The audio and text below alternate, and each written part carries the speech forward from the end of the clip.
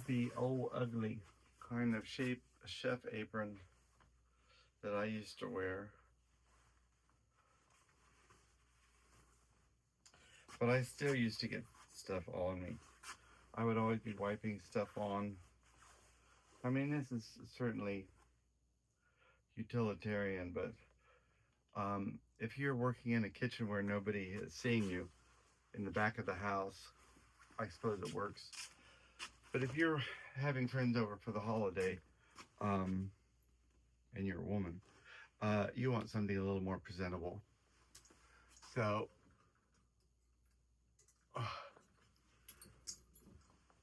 it's nice to have something that looks a little nicer. And so a nicer apron is a nice gift. This particular type of apron that I found on Amazon is one of those kind of a crisscross in the back. So when you put it on, it like really wraps around. It's kind of a puzzle to get on though.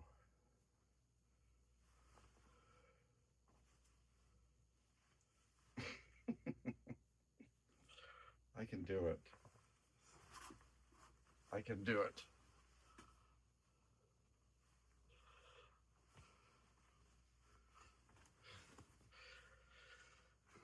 I'm too tall for it. If I was going to make a Carhartt one, I would have to make the stomach part longer, the chest part. But it has pockets in it, which is nice for people to keep their phone. But what I liked about it is that this part of it went further back, so you could really wipe your hands on it. But I suppose you're not really supposed to be wiping your hands all over your apron. Anyway, today what I want to do is, a plain apron is nice, but I wanted to get the apron and put something on it. Now I have two different aprons. I have this khaki colored one, and I think I'm going to do the gobble gobble on the khaki colored one, but I'm not going to do that one on this video. I'm going to make a different video for that. Because this is green, I think I'm going to do one of the, these are just little add-ons for the Radiant. This was Radiant Garden, but these are Radiant Motifs. And you could have put the, you could use one of these on here, which is the green and purple. But I'm going to do Holiday because Christmas is my favorite. And I'm skipping over Thanksgiving, which is really next. And I'm going to be using the Season's Greetings add-ons. This is Block 1, Batik, or Block 2. And Block 1 is a little bit smaller, 8.5 by 8 3/4. And Block 2 is 10 3/4 by 10 3/4. I'm going to probably use a smaller one just so it fits on here a little bit better. So that's what I'm going to be doing real quick, putting that on here. And it's really only going to take a couple minutes, which is why it makes such a great Christmas gift, or any kind of gift. But the prepared apron and an applique. What is falling off of me? Oh, it's my microphone. I apologize, I was hitting my microphone and I dropped it off, so you might have had me garbled at the end there. I'm going to go ahead and move you forward so you can see my working surface. I have the pattern opened up that I'm going to be using, which is the Season's Greeting Block 1, which is the smaller of the two blocks, so it'll fit nicely on the square of the apron. I'm going to be using a different iron today than what I normally do. I just wanted to test it out and see how it works. Something new that I've gotten since while I was in transition of moving from house to house. But I'm going to go ahead and move you in, and we're going to get this over. It's going to go really quick. I can tell you that. Okay, we have the surface of our apron. We have our kit, our little packaged fusible applique. Now these are pre-packaged fusible applique. The whole part of this is peel, place, and press. That's just how easy this is. Inside each of these kits, you have a full color cover sheet. You have all of the instructions on a sheet here that tell you exactly how this process works. And you have a full-size placement sheet. And you can see that our pattern's going to fit on here very nicely. Now, I'm not going to really be able to put this underneath this fabric and have this show through. So I'm just going to place this next to it, and we can get the placement close enough, and it's going to work just fine. If these are off or a little bit crooked, no one's going to know, because I'm not going to carry this around next to the person wearing the apron. So I'm just going to put this off to the side here somehow. And over here we have all of our applique pieces. I will have my color cover sheet over here. So all I have to do is I can just start laying out some of these pieces, and it's easy to tell pretty quick where these go. There's only a few of the pieces. The color cover sheet also, you can see, helps you identify which pieces go on which side. So that makes it pretty nice. If you have any question about where those go, because several of the shapes are very similar.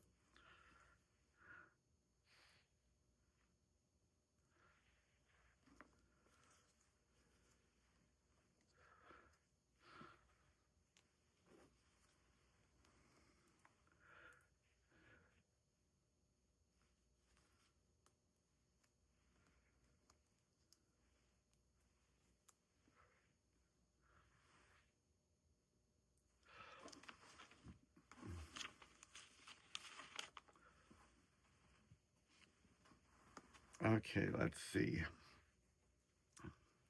We're going to get serious here now and start trying to put these more into actual shape.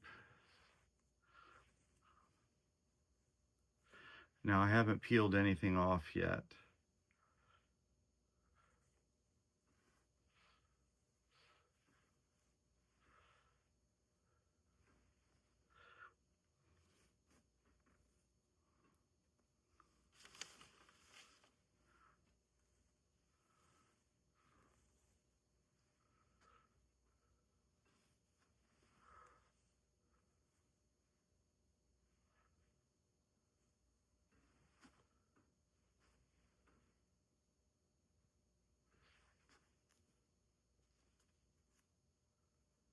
Even after you peel the paper off of the backing, these have the applique shapes have a tackiness to it, because the product that's on there is Steam 2, and Steam 2 has a tacky residue that allows you to put the pieces in place but also reposition them.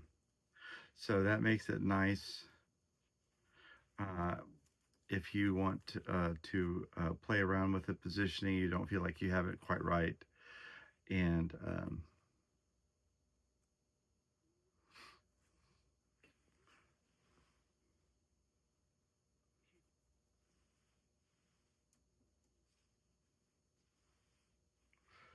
so that is pretty good. I'll play with it a little bit more once I start peeling. Now, for me, the central part of this is this here. And so I feel like that's the most important one as far as getting the design right. All you have to do is peel the paper off the back. And what this is, basically, you have the fabric on the top, and this is all a batik kit. And in the middle, you have sandwiched the fusible web, which is Steam 2, and the back of it is a paper backing, which just allows us to keep it safe during transport.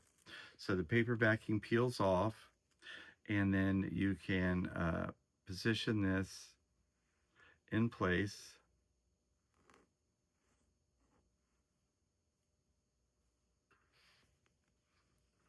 And as I said, it's repositionable.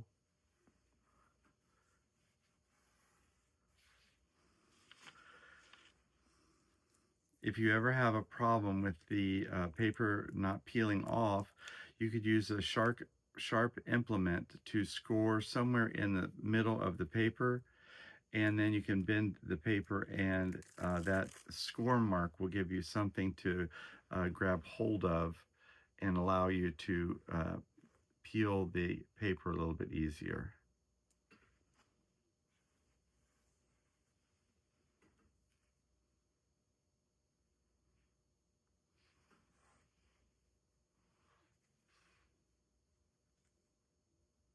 I try and stay away from the point here when I'm going to bend the fabric.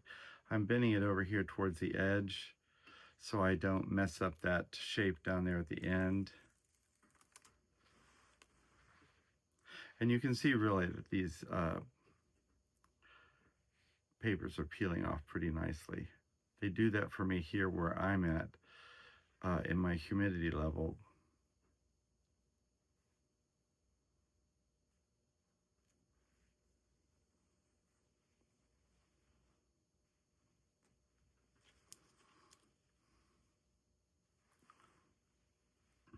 Again, I'm peeling this somewhere on the edge, not so much on the very tip, because I don't want to get a crease on that.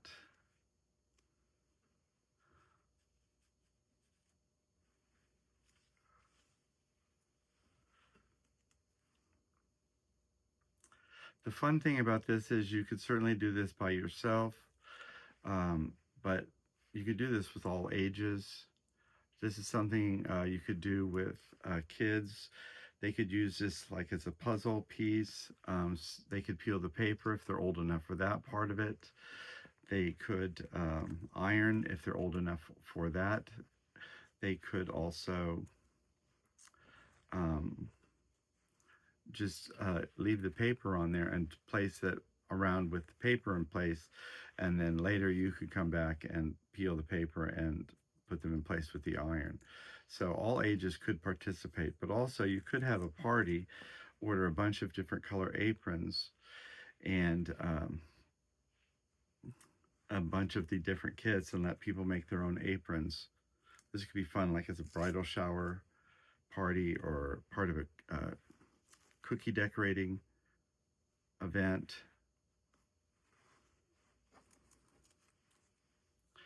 Maybe have some hot chocolate or a glass of wine. The nice thing about this is it doesn't take a long time, and there really is no cleanup the way there would be for the cookies. See here, these two here almost create a nice circle, but I didn't do that here. So I'm going to try and do that again.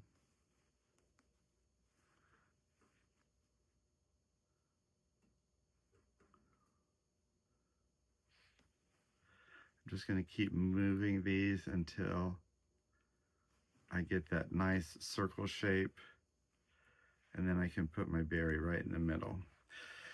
And then I see that this one here is overlapping a little bit, so I can come and do that. But the dotted line shows that this one goes underneath, so I could still lift that up and put it underneath. We have a berry there.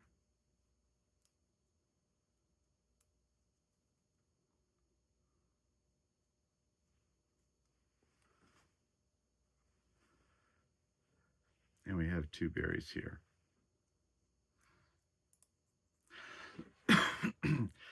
I could put my berries here exactly where it says, or I could put them out here.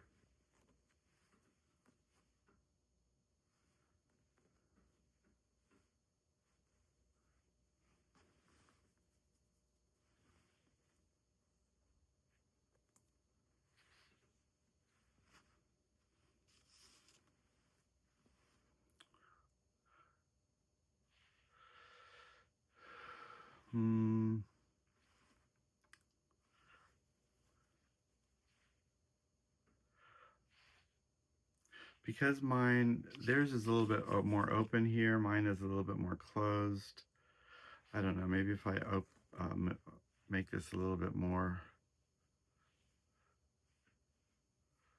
open, then I don't mind that so much. And they have the darker one in the back. But this is what's so nice about it being able to reposition. And right now, if I lifted this apron up and went to move it around, this these pieces are in place. Oh, wait, did I not peel? Oh, I didn't peel the paper off that. If you don't peel the paper, they're not stuck. But once you peel the paper, then they are tacky.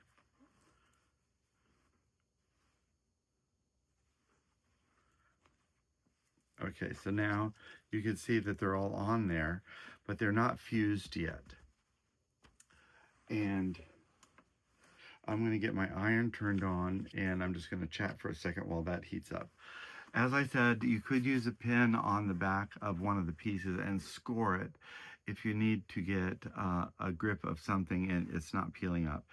In my zip code where the humidity level is, these papers peel right off. If you ever have a problem where the fusible web is not stuck to the fabric, you could just go ahead and place the paper back on it and hit it with the iron and let that cool back down, and then it will go ahead and peel off as normal. These are done in a factory setting, the fusing, so every once in a blue moon you'll see one or two pieces where the fusible web has not adhered to the fabric. I've only had that happen twice in 5 years that I've been doing these demos. What else may happen? I think twice maybe in 5 years I've had a piece that was not included in my kit. But Vicky does a really great job of making sure those are all in there, and if you're ever missing a piece, just contact the office and they'll make sure that that gets sent out to you. So that's pretty easy to take care of that as well. I always like to put all of my pieces right onto the instruction sheet so I can get those to the garbage. These sometimes will have a little bit of residual tackiness to them, and if they fall on the floor, sometimes you really have to bend over and pick them up by hand. They're hard to sweep up because they have that tackiness on it. So that's one thing. This is a Steam-A-Seam 2, so moisture content is required for the fusing. You can't just use a dry iron and no steam and no moisture. If you're using a dry iron, then you want to hit it with a little bit of water from a spray bottle, which is what I've always done. I've recently purchased a actual steam iron, and I'm going to try that today for the first time on one of these. But after I hit it with the steam iron, then I am also going to hit it with the, put a Teflon pressing sheet on it and also heat it with that. If you don't use the steam, it doesn't activate the fusible web, and then it's not permanent. If you do use the steam and you heat it for long enough, then this is completely permanent and it does not have to be top stitched. And this can be washed over and over without any worry about these pieces coming off. We never top stitch any of our samples, so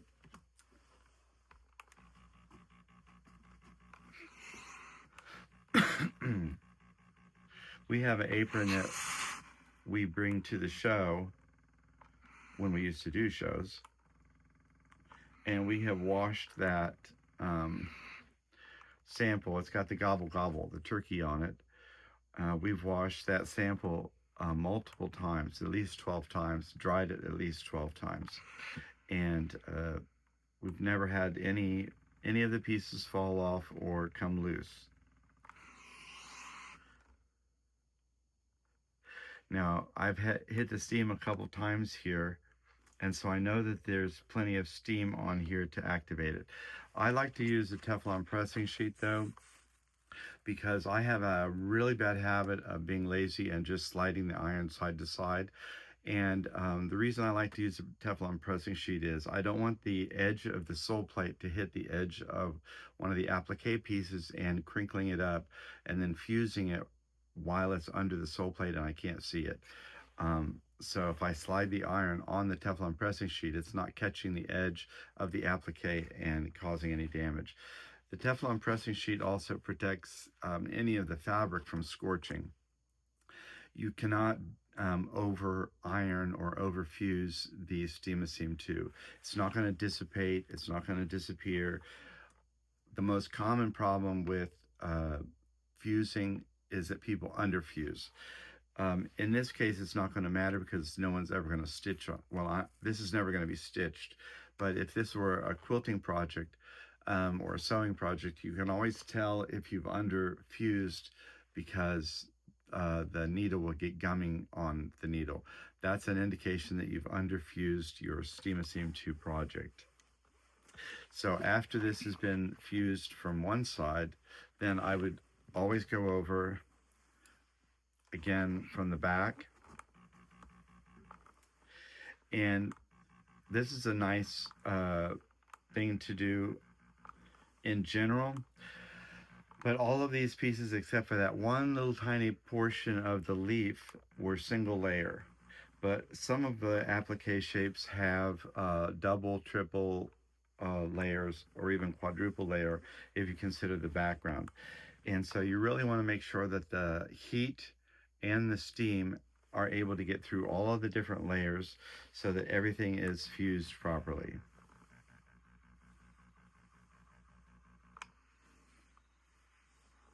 And you can really see the steam coming off of that. So that's just how quick this process is. That's completely fused now. And this makes a really great gift for any holiday, really. My sister's birthday is right between Thanksgiving and Christmas. And I know she probably would rather not have it that way, but sometimes it's nice to have a present that you could give somebody in between. It doesn't always have to be a Christmas present, but sometimes it's nice to have presents for in between holidays also. So this is just a quick and easy one to have on standby.